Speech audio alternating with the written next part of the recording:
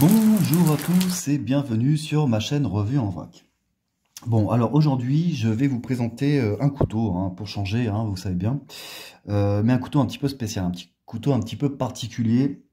C'est-à-dire que j'ai présenté ces derniers temps quand même pas mal de couteaux, mais qui étaient plutôt de type industriel, moderne, voire un petit peu technique ou du moins tactique. Donc j'ai voulu changer un petit peu et pour vous présenter un couteau qui m'est cher. Je vais vous expliquer un petit peu pourquoi. Un couteau français, pour ne pas déplaire, un couteau historique, évidemment, et il s'agit, on va pas tourner autour du pot, je vous le montre tout de suite, il s'agit du couteau dit Nontron, avec cet exemplaire ici présent. Alors, bon, c'est un très bel exemplaire, je le pense en toute objectivité, mais il est d'autant plus beau qu'il a une valeur sentimentale forte pour moi. Mais on va surtout parler du couteau de Nontron en règle générale. Alors, bon, déjà, c'est une sacrée lame, hein. C'est une sacrée lame. Il est très effilé, très élégant. Il est tellement long, d'ailleurs, que j'arrive à peine à le mettre dans le cadre de mon super appareil photo. Mais bref, passons. Alors, le couteau de Nontron. Alors, Nontron, c'est une commune qui se situe dans le Périgord. Hein, donc, déjà une terre de terroir hein, et de haute gastronomie française. Hein. Si vous connaissez un petit peu, j'espère que vous connaissez. Si vous ne connaissez pas, les gars, il va falloir vous intéresser un petit peu au terroir français. Mais c'était une petite parenthèse. Donc, c'est le couteau de Nontron, du nom de sa ville d'origine. Alors, c'est un couteau qui est connu pour être le plus ancien couteau type. J'entends par couteau type un couteau, voilà, on appelle ce couteau le couteau de Nontron, comme on appelle l'Opinel, c'est-à-dire un style de couteau. Donc c'est le plus ancien des couteaux types français connus à ce jour. Ça ne veut pas dire qu'il n'y avait pas des couteaux avant, hein, bien évidemment qu'il y en avait avant, qu'il y avait des couteaux plus anciens probablement, mais le couteau Nontron a la réputation d'être sous sa forme actuelle l'un des plus anciens, si ce n'est le plus ancien couteau français. C'est-à-dire qu'on peut s'assurer sans rougir que ce couteau date au moins du XVIIe siècle. Donc pour ceux qui ne seraient pas très très forts en histoire, XVIIe siècle, c'est aux alentours des années 1600. Donc ça commence à dater. Et c'est vraiment, vraiment, rien que pour ça, ce couteau est absolument fantastique. Voilà. On va regarder un petit peu ses spécificités techniques et esthétiques aussi, hein, puisque il est surtout remarquable au niveau de son esthétisme. Hein. Mais bon, voilà, quoi, c'est un couteau du XVIIe siècle. Alors c'est quand même quelque chose, c'est pas rien. C'est-à-dire que ça, il a été dans la poche des hommes de notre pays pendant très très longtemps. Et jusqu'à ce jour, bien entendu. Alors, on va regarder un petit peu ce couteau. Donc, comme vous voyez, ce couteau est un petit peu vécu. Alors, je vais vous en parler brièvement. C'est que ce couteau-là, hop là, tel que vous le voyez, il est... je fais une estimation comme ça parce que je ne connais pas toute l'histoire complète de ce couteau, mais ça, c'est le couteau de mon arrière-grand-père. Donc, c'est un couteau qui a pas loin de 100 ans. Il a peut-être 100 ans, peut-être un petit peu moins, et peut-être plus. Je ne sais pas dans quelles conditions mon arrière-grand-père a eu ce couteau. En tout cas, je l'ai connu avec ce couteau. Et mon arrière-grand-père, oui, forcément, hein, c'est quelqu'un... c'est des Français comme on n'en fait plus beaucoup, malheureusement. Mais voilà, donc c'est quelqu'un qui a participé à la Deuxième Guerre mondiale, c'est un ancien combattant, c'est un paysan, quelqu'un qui parlait avec mon arrière-grand-mère, donc son épouse, le patois local, hein, donc avant de parler le français, donc ça remonte quand même, et c'est le couteau qu'il avait. Donc c'est un couteau que j'estime à peu près à pas loin d'un siècle. Ce couteau que vous voyez devant vous a à peu près 100 ans. Donc déjà, c'est une belle pièce en soi, et évidemment pour moi, il a une valeur affective évidente. Bref, on va pas s'éterniser trop sur le sujet. On n'est pas là pour faire pleurer dans les chaumières. D'ailleurs, il n'y a rien de triste, c'est plutôt génial. Bref, donc c'est un couteau, voilà, c'est un vieux couteau. Alors c'est pas, c'est le seul couteau de Nontron que j'ai, mais il a des caractéristiques qui le rendent reconnaissable, on le voit tout de suite, hein, qu'il appartient bien au couteau Nontron. D'ailleurs, c'est inscrit sur la lame.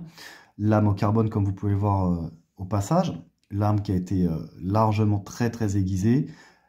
Mais bon, c'est un couteau qui est un petit peu différent. C'est-à-dire que dans le couteau Nontron, on a généralement un manche en buis. C'est le cas. C'est du buis, le buis c'est très léger, c'est très bien. Bon, vous voyez, celui-ci, il a bien vieilli, hein. Il a le poids du siècle dernier, hein, sur ses épaules facilement. Mais aussi, ils sont souvent reconnaissables au niveau du pommeau. Et là, j'ai un petit doute concernant ce couteau-ci, puisque généralement, on a des pommeaux dits type boule, donc c'est-à-dire, c'est très simple, hein, que ça fait une boule, ou bien type sabot. Ça fait un peu, ressemble vaguement à une queue de poisson, c'est plutôt plat, c'est plutôt joli. Le modèle que je vous présente là, bien qu'ancien, n'a pas ces caractéristiques-ci. Il n'a pas non plus les caractéristiques, alors peut-être qu'elles y étaient, mais peut-être que l'usure les a fait disparaître. Vous savez aussi les petits symboles qui ressemblent à une petite arche d'église, de porte d'église avec 3 points. Alors un espèce de symbole, que dire, je n'en sais rien. Certains disent que c'est maçonnique, je ne vois pas en quoi. Probablement, enfin un espèce de symbole, certains le pensent un peu magique, kabbalistique ou ce que vous voulez. Bref, un espèce de symbole type. Très esthétique d'ailleurs, je regrette qu'il ne l'ait pas sur celui-ci. Enfin non, je ne le regrette pas vraiment en fait. Mais bon voilà, c'est un motif qui est pyrogravé, qu'on retrouve sur les manches, typiquement sur les couteaux de Nontron. Je pense que beaucoup d'entre vous voient de quoi je veux parler. Bon, celui-ci ne l'a pas, peut-être qu'il l'a eu et qu'on ne le voit plus. Ceci étant, bon, il a quand même un petit travail sur son manche, vous voyez, avec des espèces de petits trous, je ne sais pas, auréolés, c'est un petit peu spécial. Bon, mais disons que le couteau que je vous présente là n'a pas ces deux caractéristiques. C'est pas très grave, ça n'enlève en rien le fait que c'est un couteau de Nontron. Et puis vu l'âge qu'il a, il n'y a aucun doute là-dessus. Le couteau de Nontron aussi a la particularité d'avoir des viroles. Alors la virole, hein, c'est le système de verrouillage de lame, comme on peut retrouver sur l'Opinel. Donc elle a le couteau de Nontron a une virole. Alors je vais vous montrer un petit... Attendez, j'essaie de faire un petit focus, vous voyez, parce qu'il y a des gravures dessus. Il y a marqué Val Tournon, et puis au-dessus je n'arrive pas à lire. Donc il y a une petite gravure, j'ai fait des recherches, j'ai pas réussi à trouver. Alors Tournon c'est une commune, je pense, d'une autre région de la France, mais je ne sais pas trop. Bon bref, c'est un petit peu spécial. Donc le couteau de Nontron, quoi qu'il en soit, quoi qu'il en soit, a un système de vérole. De vérole. Ouais, bon, c'est une autre histoire. En tout cas, il a un système de virole. Et parfois, on a aussi une double virole. C'est-à-dire qu'on a une virole ici et une virole aussi au niveau du cul. C'est pas impossible que ce modèle ait eu un système de double virole. Mais décidément, je tiens à la vérole. Pourquoi? Bon, je ne l'ai pas, je sais pas s'il l'a eu, c'est pas impossible, c'est pas non plus une obligation, peut-être qu'il n'en a jamais eu, peut-être que oui, je ne sais pas. Enfin voilà, le couteau Nontron a cette particularité, ce design aussi, assez effilé, assez allongé, assez élégant, hein. C'est un couteau qui est vraiment, vraiment très élégant, un très beau couteau d'ailleurs, avec une virole, parfois une double virole, parfois un pommeau en boule ou dit en sabot, etc., etc. Bon, voilà, ce sont un peu des caractéristiques principales. Après, il peut y avoir des variations, et cet exemple, ce modèle-ci, en est le parfait exemple. Au niveau des matériaux, donc j'ai dit qu'on avait du buis. Alors, c'est ce que je suppose être du buis. Alors, un beau buis, hein, il a bien vieilli, hein, et bah, il est un petit peu usé, hein. La virole, ah d'ailleurs, oui, c'est là, oui, pardon, bah, écoutez, je suis toujours un petit peu en improvisation, donc j'ai failli oublier. J'ai dit que ce couteau devait avoir pas loin d'un siècle. Peut-être un petit peu moins ou peut-être même plus, qui sait, je ne sais pas vraiment. Et en tout cas, au niveau de la virole, je note déjà qu'il n'y a absolument aucun jeu. Donc déjà, on voit qu'il y a quand même un savoir-faire sur ce couteau artisanal, c'est-à-dire que le coutelier qui a fabriqué ça n'a pas fait de la camelote, parce que la virole est super, super, elle tient super bien. Au niveau du matériau, je pense que ça s'apparente à du laiton, je le suppose, je ne sais pas vraiment. Et au niveau de l'acier, alors qu'aujourd'hui les couteaux de Nontron sont souvent dans des espèces d'acier inoxydable, bon bah là on est dans un acier d'un autre temps, hein, clairement un acier carboné, hein, ça se voit tout de suite, qui a été aiguisé beaucoup de fois, hein. C'était mon arrière-grand-père l'a vraiment utilisé, hein. C'était vraiment son couteau, hein, son canif, hein, puisqu'effectivement fut un temps les hommes portaient tous des couteaux. Voilà, les temps changent, en bien ou en mal. Moi, c'est plutôt en mal, je pense. Mais bon, bref, voilà, c'était le couteau qu'il portait. Et puis, on voit aussi ce dizaine de lame qui est assez filé et avec une particularité, je veux dire, sur la pointe. Je ne sais plus comment on appelle ça. Je ne trouve plus mes termes, mais évidemment, quand je fais la vidéo, je les trouve encore moins. Mais voilà, on a une espèce d'angle sur une face, voilà, qui le rend encore plus effilé. Bon, voilà. Il est assez particulier. Bon, c'est un très beau modèle. Enfin, moi, je le trouve très beau, hein. De toute façon, c'est une évidence, mais... du point de vue sentimental, mais c'est aussi une évidence du point de vue esthétique. Donc voilà, le couteau de Nontron. Alors qu'est-ce qu'on pourrait dire dessus? Bon, c'est des beaux couteaux, c'est un couteau français, c'est un couteau historique, comme je vous l'ai dit. Donc rien que pour ça, déjà, c'est quand même quelque chose d'assez extraordinaire, enfin d'assez attachant. C'est aussi un couteau qui est très élégant. On parle souvent de gentleman folder.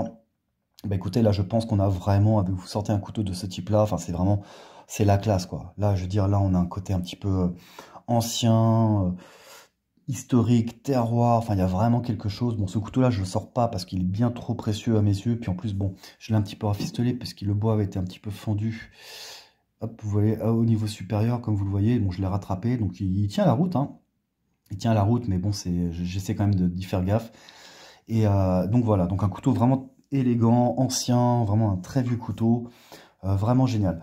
Après, c'est un couteau polyvalent qui est bon à tout faire, mais on va être clair, c'est pas un couteau, moi personnellement, c'est pas un couteau qui m'inspire vraiment la grande solidité. C'est-à-dire qu'on va pas faire des travaux lourds, c'est vraiment un canif. Alors on peut tailler du bout de bois, on peut saigner un lapin, on peut manger avec, couper le pain, etc. C'est vraiment un couteau paysan, vraiment. Mais c'est sûr qu'on n'est pas du tout dans un couteau très très solide pour faire des gros travaux, du bushcraft, du bâtonnage, évidemment. N'y pensez même pas. Déjà, c'est un pliant, c'est pas l'idéal, mais ça peut se faire sur certains modèles. J'en ai parlé notamment de l'Orecon One, mais il y en a d'autres. Mais bon, là, voilà, on n'est pas du tout dans ce registre-là. Là, on est vraiment dans un couteau canif, alors qu'il peut quand même un aspect de dague, hein. Alors, je vais mesurer tout de suite la taille de la lame, parce qu'il est particulièrement grand. Alors, un petit instant, je ne l'avais pas fait avant, évidemment, on est toujours en appro. Donc, il y a 1, 2, 3, 4, 5, 6, 7, 8, 9, 10, 11, 12, 13, 14, 15, 16, 17, 18, 19, 20. On a une lame... Non, c'est pas possible. Non, c'est pas possible, c'est pas possible. On n'a pas une lame de 20 cm. Attendez, je sors un petit peu hors champ pour m'assurer de la longueur du truc. 1, 2, 3, 4, 5, 6, 7, 8, 9, 10, 14, 15, 16, 17, 18, 19. Si, on a bien une lame de 20 cm, très effilée, et puis un manche qui doit être, ouais, à peu près de la même longueur. Ça me paraît bizarre. Attendez, ça me paraît un petit peu bizarre quand même. Mais a priori, c'est bien ça, hein. Hop, attendez, je vais faire un petit truc. J'ai une échelle en centimètres derrière. Je suis désolé, c'est pas très classe. C'est pas super. Ah non, mais pas du tout. Qu'est-ce que je raconte? J'étais pas du tout en centimètres sur la face noire. Non, non. On a une lame de 12 cm pour une longueur totale de 27 cm. Donc bon, grand couteau quand même. Quand même un couteau qui en impose. Lame de 20 cm. Oui, parce que là, ces petites taches là, ces petits cas ne sont pas en centimètres. Donc on a une lame de 12 cm pour une longueur de plus de 20 cm au total. Donc c'est un couteau qui est quand même assez grand. Mais il est grand, mais il est quand même très très élégant. Voilà, donc je disais au niveau de la robustesse, bon, c'est pas le couteau le plus robuste. Néanmoins, c'est un couteau très très polyvalent, très très sympa, très très classe. Un autre petit reproche, parce que j'ai pensé, fut un temps, en acheter un moderne, un neuf.